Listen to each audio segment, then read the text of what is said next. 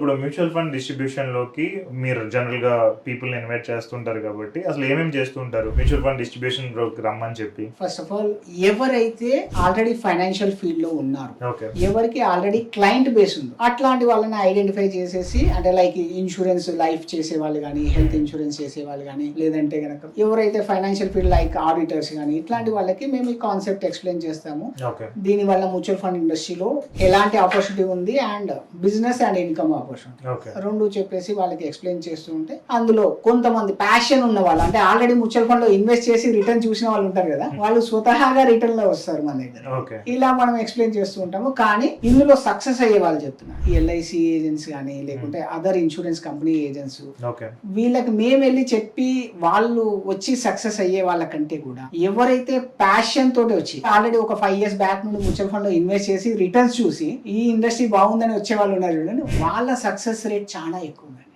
Okay, great.